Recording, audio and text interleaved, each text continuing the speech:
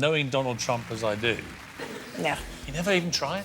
I think I'm too smart for him, actually. I take to task the people from Sex and the City, and specifically Sarah Jessica.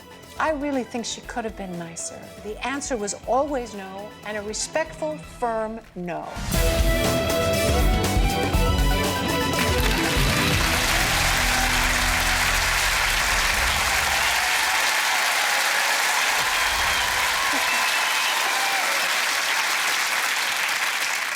Kim, this is the culmination of 25 years Oh, my God. of hero worship. Oh, my God. When you were in Porky's, Yes. Sex and the City, and now here you are in my chair. Well, not actually in my chair, but I mean, the chair opposite me. Yeah. But the most riveting thing about you was that you're not actually Canadian or even half American. You are a Scouser. That's right. You were born in Liverpool. This is your Scouse accent. That's right, it is. You are, aren't you? You were Yes. born in Liverpool. Mossley Hill, yes. And do you consider yourself a Liverpudlian? Proudly a Liverpudlian, yes. Always have been. Your aunt, Jean, used Yes. to babysit one of the most famous Liverpudlians of them all. Yes, one of the famous drummers in the world, Ringo Starr. They were in the Dingle, that's Toxteth, that's where they lived, and she was a young gal looking for, you know, babysitting money, and that's how that happened. Now, you support, obviously, one of the two local teams. So which one is it? I'm a Red. You're a Liverpool fan? Yes, I am. Yes, my dad was. I had no choice, and I'm glad I didn't. I think they're fantastic. Do you follow the team? Yes, I do. I reached out to Stevie G. Well, I was going to mention this because And, you posted a rather flirtatious tweet. I think we've got it here, in which you said, "This makes me jealous. I've met Stephen a few times, but sadly never got this close." Well, a girl can dream. Oh, he was lovely. He came to see. I came to see him play at Anfield. We've done a little treat for a little surprise for you. Here we are. There we are. Look. My dream came true.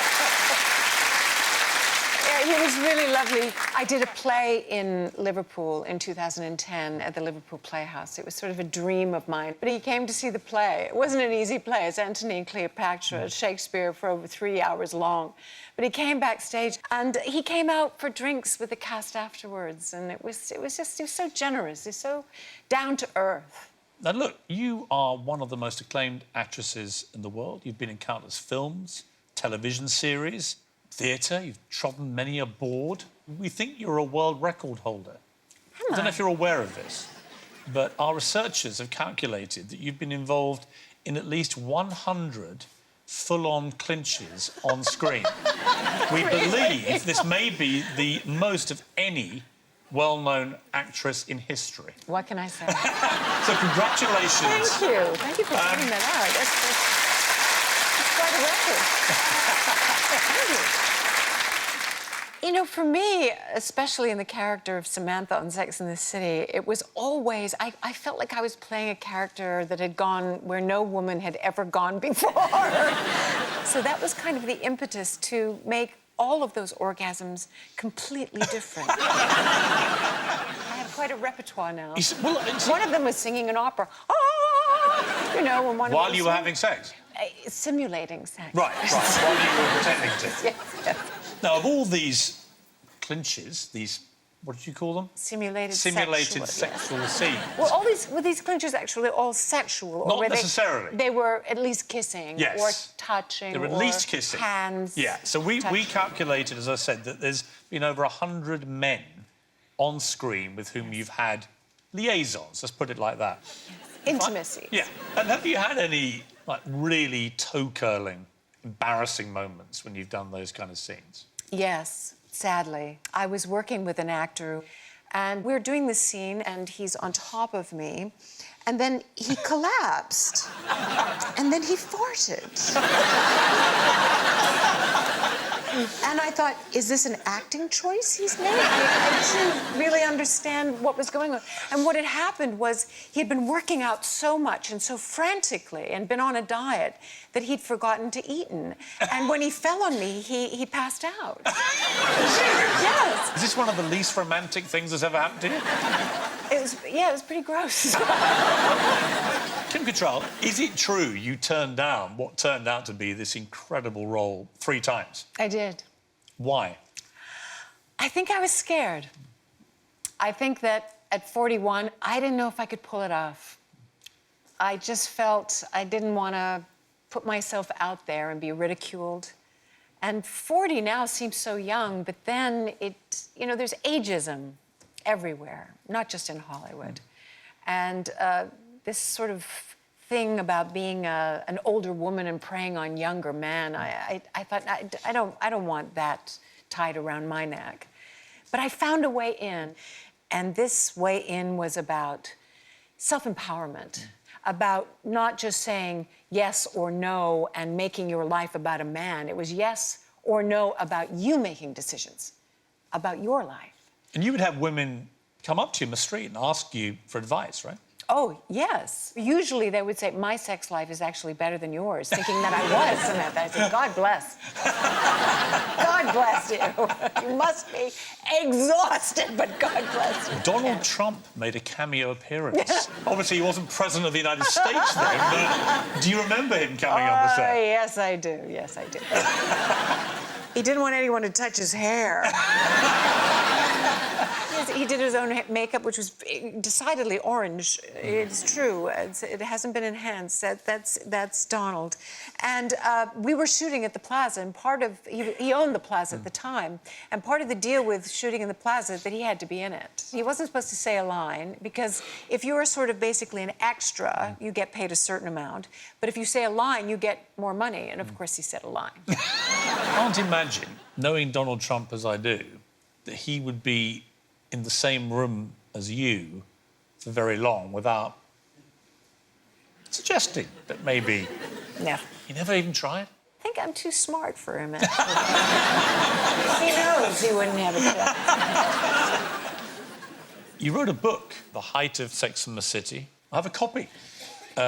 Satisfaction, The Art of the Female Orgasm. Yes, I'm very interested in that. What prompted you to write a book about the female orgasm? Something had really changed for the first time in my life. I had an experience with my partner, an experiment of what would be fulfilling sexually for me. You said in the book, I'd gone through 2 decades of unsatisfactory sexual relationships. Yes, that's true. That's quite a statement. That is a very high percentage rate of what most women's history is. Really? Yes, it is. You're hanging out with the wrong guys, Kim. No, it is. Not just me. I think most women. And part of it is that most women... Most women? Most women go through decades of unsatisfactory sexual relationships? Right. That's really? right. Yes, because, first of all, it's a very touchy subject. Can we just ask the audience? I mean, is this right, ladies? There you are, you're right. There you go. First of all, is that right, guys? No. There's this mystique to sexuality. What sexuality should be between a couple is a communication of what I like and what you like, and how we can together come together. Literally. Yes. You have to be secure enough to say, this is what I think I'd like, and to have no shame about that. It could be God knows what. Like what? I don't know. Here we go. Sex toys, for instance. You know, it could be vibrators. It could be hot chocolate sauce. It could be... I need to read this book again. I don't think I read this quite thoroughly enough. And on one page, you say, I once set my cap for a known ladies' man to get a glimpse of what I'd been missing. Let's just say he had terrific PR. The sex was just another disappointment. Yes. Who was that, then? It was a famous Lothario, right? Yes, it was. I think in his mind, because he was such a big kahunda, or whatever you would call it, and had this reputation that he wouldn't be able to live up to it. What did you say his name was again? I mean, we'd all know this guy, right? No show and tell. Yes, pretty much. Jack Nicholson? It's a Jack. No, Warren I'm Beatty? too. No, although... Come on, you must. Wasn't Warren Beatty. Wasn't Warren Beatty? No. Redford? No. I'm trying to go through the list, They're the so checklist. old. So younger. Where are we going? Pitt? I'm not going to tell you. You're not denying Brad Pitt, are you? I do like Brad Pitt. You can't take a man to the water's edge and not, you know... Oh, yes, I can. Not let him have a drink.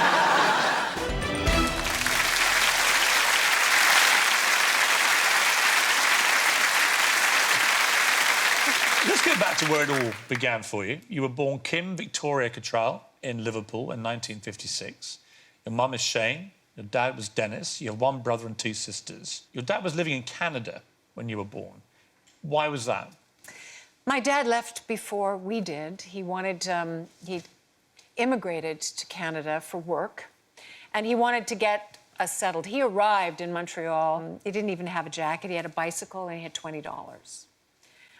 He went over on the 10-pound package, and he wanted to wait till he got settled, and then and also my mum wanted to have me and pack up things and shut down the house and then get on the boat. And we lived in like little motel rooms, and then when the money ran out, my dad had bought a little car, and we slept in the car for a while. You actually lived in a car? Well, what we did was... It was a car which we towed an abandoned car. We basically worked our way slowly but surely across Canada.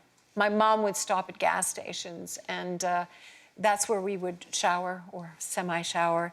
My mom would clean my nappies in the sink. I mean, like pioneers, you know.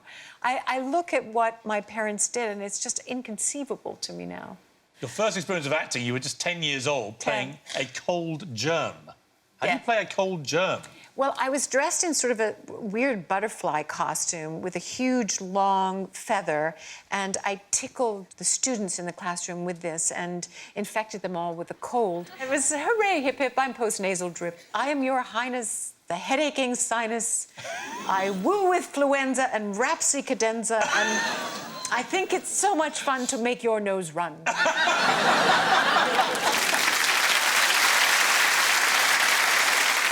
Your parents were very supportive. Your father, he obviously played a huge role in your life. Huge. My father's life, like very many men of his generations, he didn't grow up with a dad. He had a dream, but he didn't have a dad to support him. And I think for us, all of us, the four kids, really got my dad's attention mostly when we had a goal in mind. He took me to the theatre. He really fostered and nurtured me. So without that, I wouldn't be sitting here in this black chair speaking to you. I'm very grateful for that.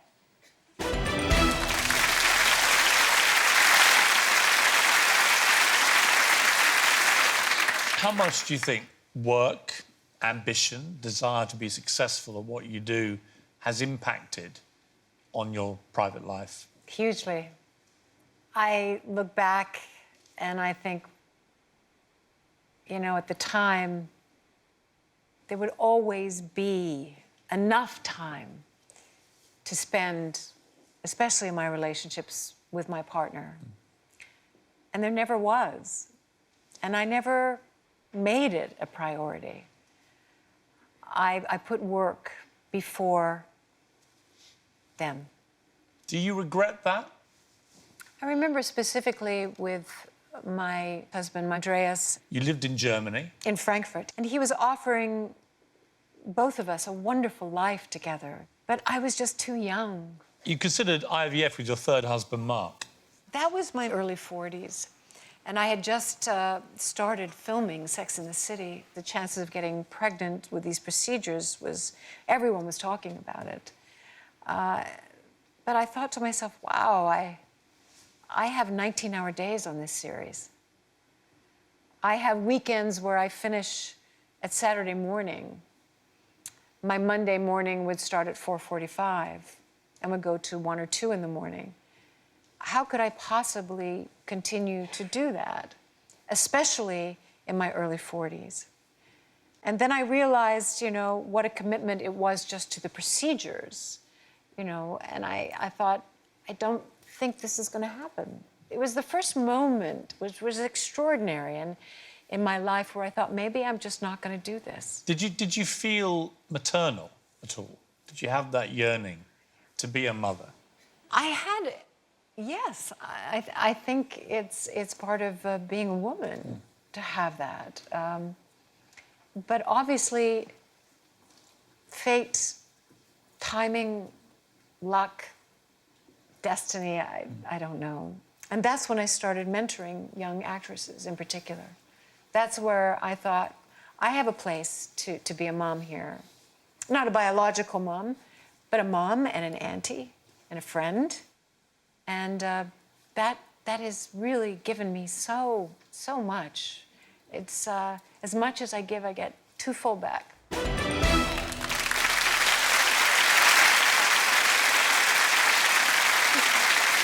When you were 24, you dated a real VIP, former Canadian Prime Minister, Pierre Trudeau. Yes, wonderful man. Yeah. Great statesman. Yeah. And you went to an award ceremony with him. It created a huge furore. There you are. Look at you there. Yeah. Mm. What a picture. Now, in Canada, we have Justin Trudeau. They did a documentary about him, and they showed pictures at the end of the program of Pierre Trudeau and Margaret Trudeau, his mother. And for some reason, a picture of Pierre and I accidentally got snuck in there. And people in Canada went, wait a minute, that's not Margaret Trudeau, that's Kim Cattrall. So I wrote a tweet the next day saying, I woke up this morning to the news. I have a son, and he's apparently the Prime Minister of Canada. I couldn't be more proud. Kim, your acting talents stretch far beyond the roles that you're known for on film and television. Difficult time for you, for many reasons. Let's start with the insomnia. What was it like for you? It was like a 250-pound gorilla was sitting on my chest. I couldn't get it off me. And it was always around 3 o'clock. And of course, I was awake. So I thought, well, I'm awake. I might as well work. I had like an overload going on. I didn't know how to turn it off. It was almost a feeling of if I slept, I would have to deal with, I think, the grief underneath it of not coming to terms intellectually with my dad passing, but the emotional loss of that. I literally hit a wall. I hit a cement wall. Your father was first diagnosed with dementia in 2004. To see him struck by this, what was that like for you as his daughter to observe? It's devastating. He would have some good days, and some days he was in another world. And on his last visit, he came to New York. He came, and he was very joyful and very happy, and we spent Christmas together, and my dad always had these beautiful teeth. They were getting very dingy and dark, and, you know, he'd lost a couple, so we went to a dentist, and he had his teeth whitened. You gave him a Hollywood smile? Yes, I did. That's what he wanted. That's what he wanted. I didn't know it was the last time that I was going to see him conscious. And when we arrived, he was in the hospital, and we were all around him, and we knew that things were failing, and we knew that time was waning, but we were right there with him. It was a tough life that he had, a really tough life, but he had people who loved him, and they were there in the end, and I don't think that's really, I don't think you can ask for more than that, ultimately. What do you think your mother has given you? My mom's tough. My mom's had to be tough. To grow up the way she did, in such poverty, and survive it, to get rid of what she thought her Liverpool accent was holding her back. She recreated herself. In some ways, she was an actress. And, you know, mothers and daughters is always a fascinating relationship for me. And now, at her age of 88, almost 89, you know, I'm a bit of a mom for her.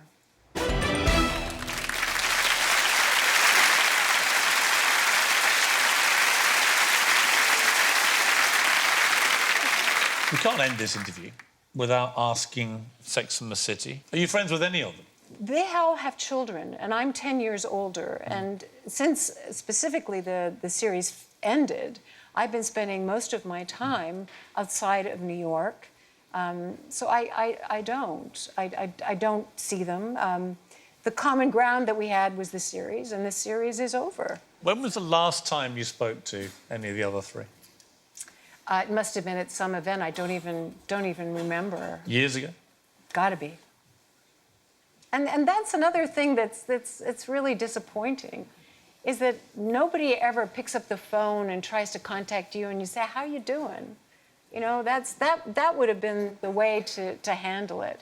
And usually what happens in a healthy relationship is that someone offered, or a transaction for a job in my business, is that someone says, are you available? And you say, yes, and here's the job. And they say, well, yes, but thank you very much. I'm sort of over here right now, but thank you very much. And that person turns to you and they say, that's great, good luck to you, I wish you the best. That's not what happened here. This is, it feels like a toxic relationship. Well, they're all basically blaming you for ruining everybody's fun. There Well, can't be any more Sex in the City Make your own because you fun. have killed Samantha. I haven't killed Samantha. I have released Samantha. I just wish that Sarah had been nicer. I mean, you can hear the murmuring because we've all heard rumours that you didn't get on, and now we've heard it from the horse's mouth, Well, or one of the horses, for want of a better phrase. I'm And people talking- quite saddened, I think, probably, that actually... Well, this is the irony of it, you know, that this is where we are in the reality of it, you know, and that was the fantasy of it, but this is the reality of it. I'm being incredibly honest about them. Do you think you'll ever talk to her again? You're all faking it. I'm only asking it. No, but seriously, I don't think that we're faking it. I think there is genuine affection, and there has been over the years. But not anymore. Well, this is extenuating circumstances. And in the past, you know, I felt, wow, I don't, especially with the fans, I don't want to in any shape or form ruin an ideal of it. Because it does stand for empowerment, and it does stand for women sticking up for each other, but not always. If Sarah Jessica Parker watches this, what would your message to her be? I think it's pretty clear. I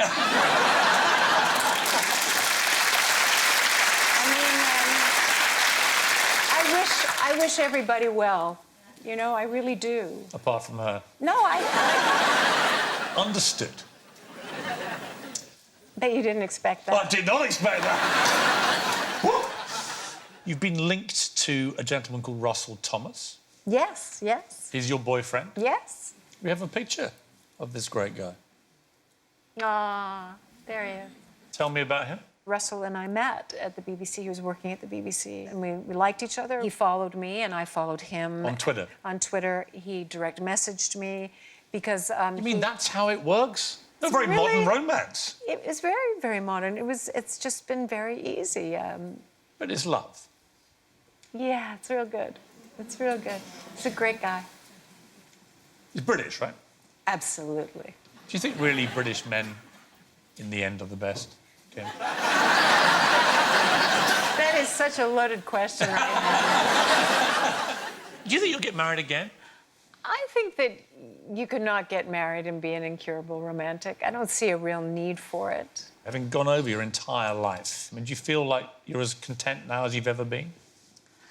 Yes. I mean, I have good days and bad like anybody else, but I feel good, as James Brown said. I feel good. Kim Cattrall, thank you very much. Thank you.